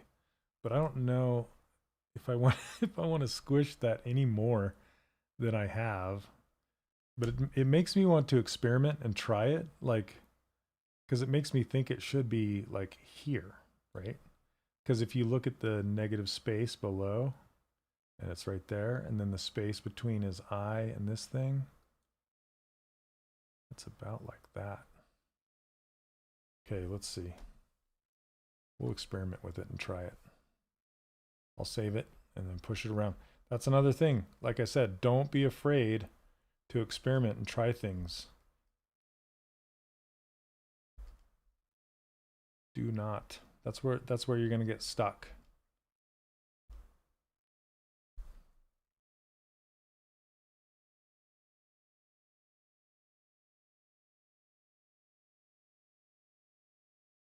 Massive Mutton Chops. That's his name. Massive Mutton Chops.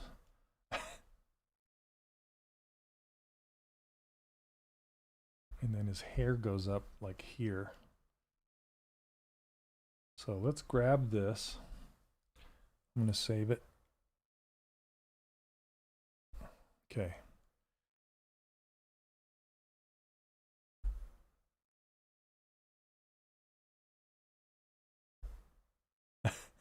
That just looks so weird. Okay.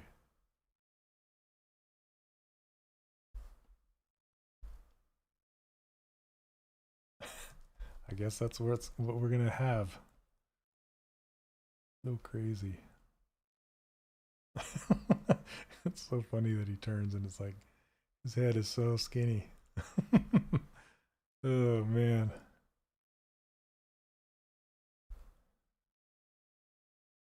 Maybe pull it back just a bit more.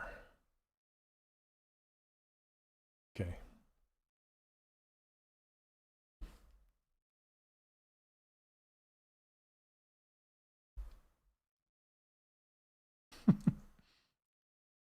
Too funny. Make it go like his neck is so wide. Yeah, he would fit in right in Paranorman, right? I love those Paranorman shapes. They're so good.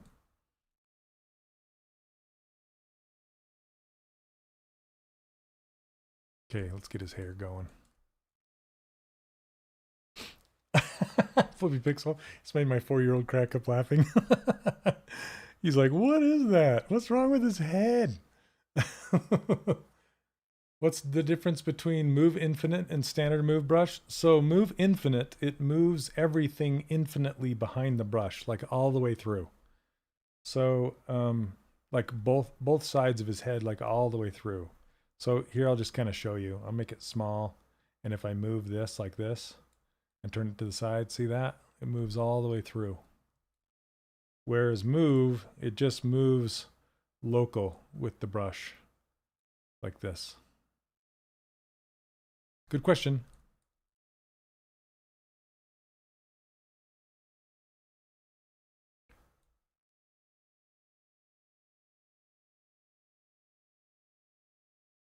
I squished his ear too much.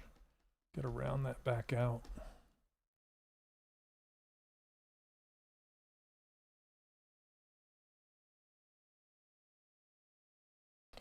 Yeah, it's really helpful, especially you got to make sure that you snap your object to either the front or the side or the back. And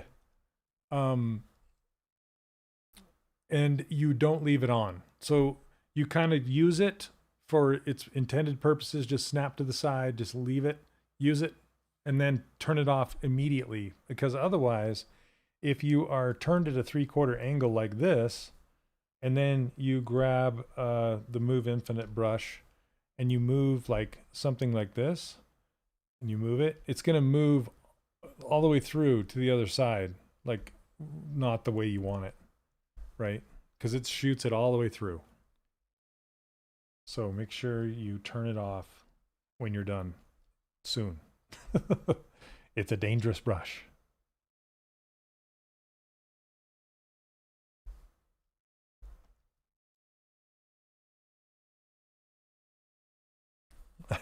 It's funny that I made your 4-year-old laugh. That cracks me up. Okay. Let's we need to get some lipstick on this pig.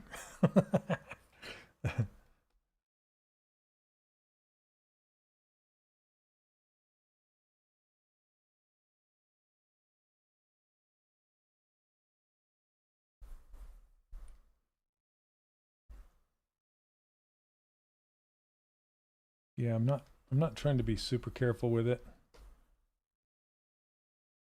And then I can do, I'm going to turn off Z-Add and just leave RGB on my smooth brush. And then I'll just kind of smooth it out along here. Like I said, I don't need it to be perfect. And then we'll turn.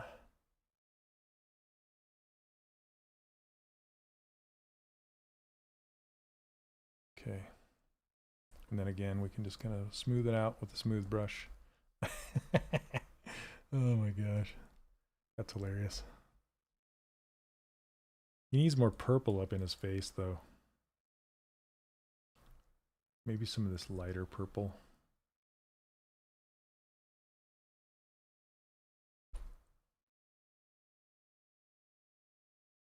Yeah. And on the side of his head. There we go. Okay. Underneath his eye. Okay. Then let's make his ear red. Oh, come on.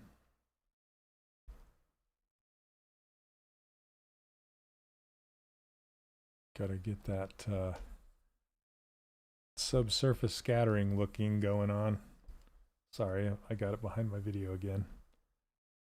Sometimes when I rotate my model, it just kind of rotates behind my video.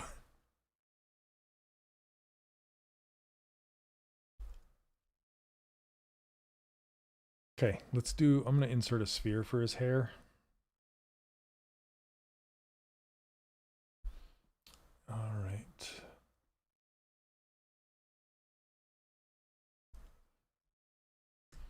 He looks like that. He looks like that little that little guy on Mulan. You know, that short guy with the little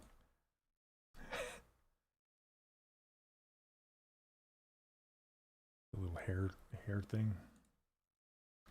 Let's split unmask points. That's who this guy reminds me of a lot. Is that guy? I don't know his name. He talks like this.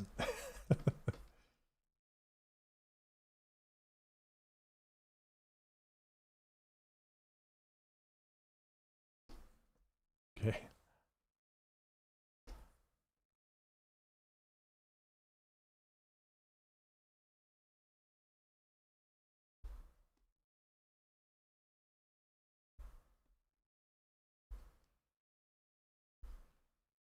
Okay, let's use the clippy clip brush.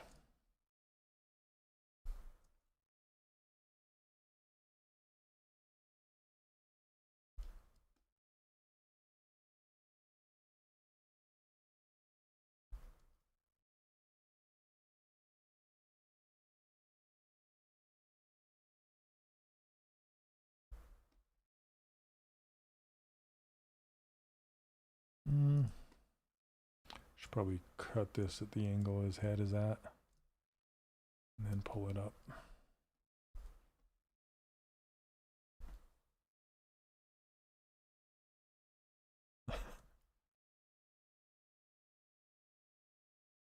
Okay. I need to move this whole thing. I'm going to make it a little bit thicker, push it in next to his ear more.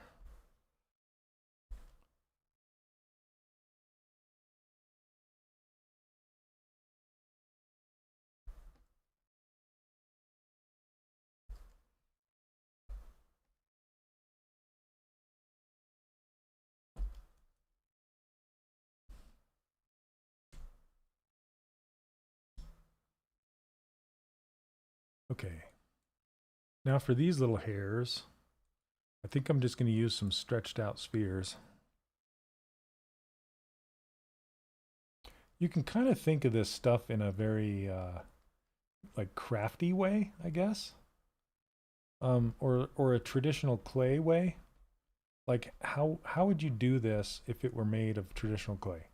You'd probably just roll out some clay on the table, and then roll one end into a point, and then stick it in there. You know, that's I think that's where a lot of people get lost in finding like tricks. Like, what's the trick of doing this? Um, Instead of like, how would I do it for real, and how can I mimic that in the digital world? That's kind of how I think about it. Is how would I make this out of clay?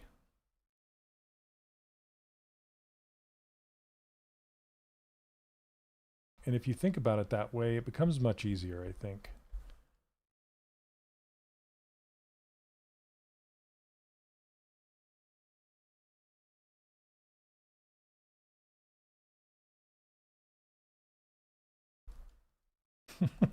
I love this guy. He's so funny.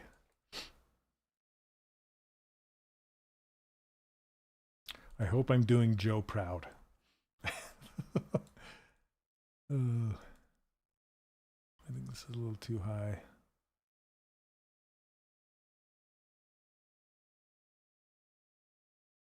Okay, and then we'll round this top out. In the back. Oop, too much. I can put it in perspective for you guys too. There you go. Looks like somebody hit him in the back of the head with a shovel. Pang.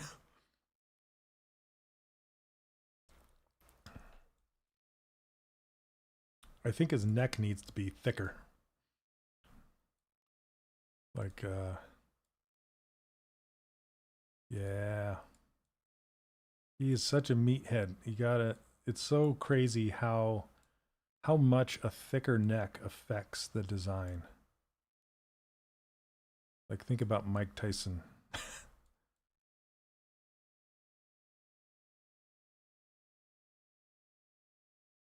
I feel like I need to take this whole section and just like really pull it out like this right here.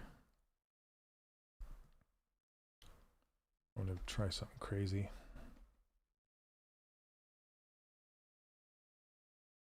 Because I don't want to move the ear or anything like that, but I want to just try.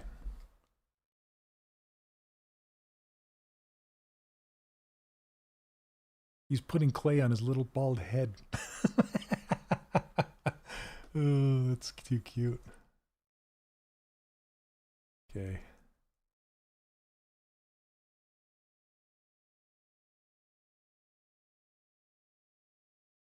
You should get her to try it. So, yeah, if you have it, and you, especially on an iPad, it's just kind of second nature, you know, just to get Sculptress Pro and get the snake hook brush and yeah. Okay, so I'm gonna grab this appendage brush. We spent our first year in industrial design doing drafting, plotting technical perspective with sections through forms and having to get our drafting approved before building our models by hand. They had to match the draft. Yeah, exactly. You gotta kind of have to think about real world space. I'm giving this guy horns now. Made it learning SolidWorks much easier. Yeah, that makes sense. SolidWorks is used a lot in making keys and, you know, manufacturing toys and stuff.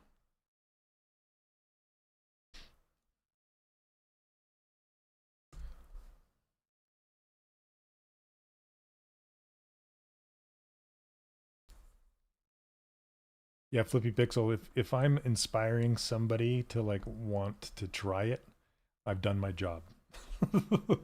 You know, no matter the age, makes me super happy.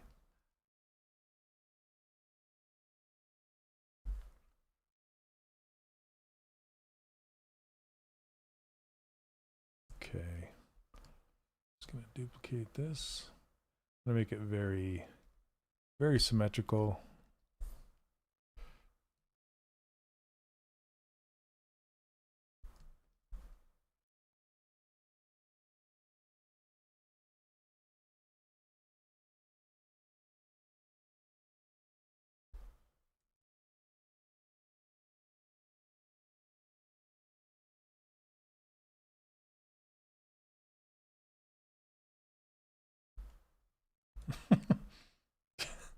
This guy.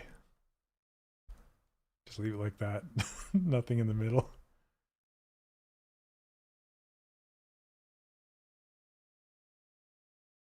What's kind of fun too is you can make these like shaped like triangles too, if you want. And it's pretty easy to do. All you have to do is isolate one of these, and then BHP, which is H polish, and then just come in on one side of it and just flatten it up like this. Turn to the other side and just flatten this side up. And then you have a triangle. It'll catch the light. You can kind of curl it, make it a little bit of a curve like this.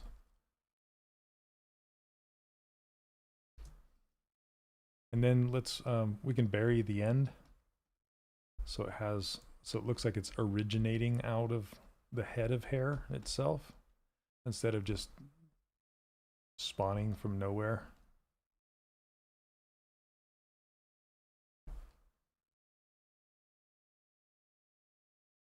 And then you can do it with this one. Same thing. So BHP. Just gonna go down one side. And go to the other side.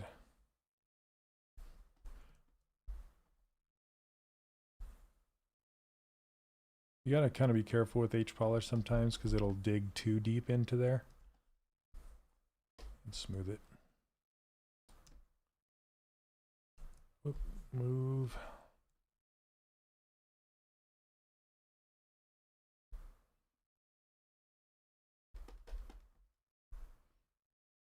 And again, if I'm going to 3D print this, whoop, what did I do? Hit some hotkey to open that side shelf. I'm like, oh no, it's crashing. Okay. Since I'm going to be 3D printing this, I'm gonna bury this down into his scalp like this.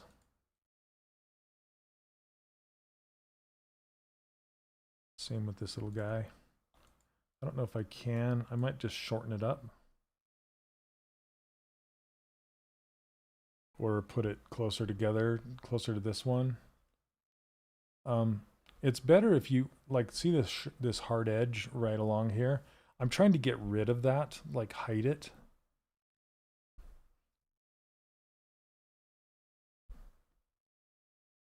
Like that. Yeah, sign her up for Sculpt School. That'd be amazing. I'd love it. All ages welcome. I should make Family Pass.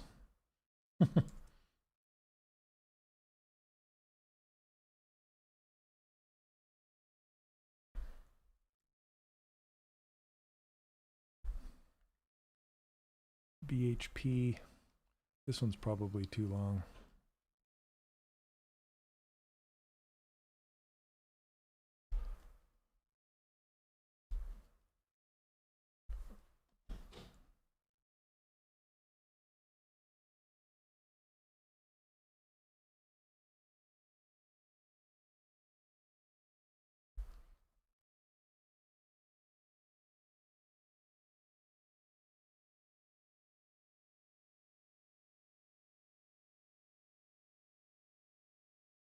Come on, here we go. I'm trying to select this stinking thing.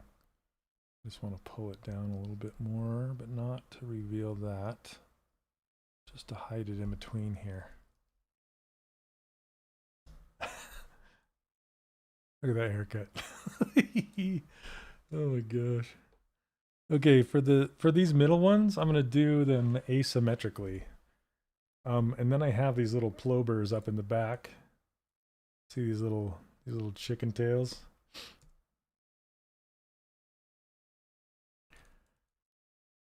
Okay, and looks like we're out of time though.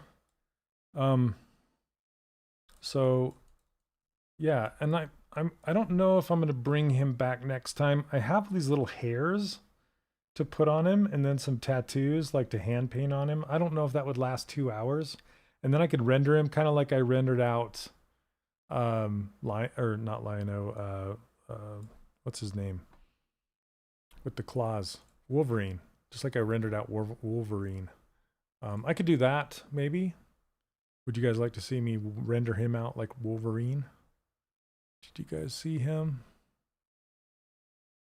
He turned out pretty good. Anyway, I was trying to find him here. Let's see if I can find him quickly. I don't know where I put him. There he is. This guy. That might make your 4-year-old laugh. So this guy was rendered out in Redshift here in ZBrush.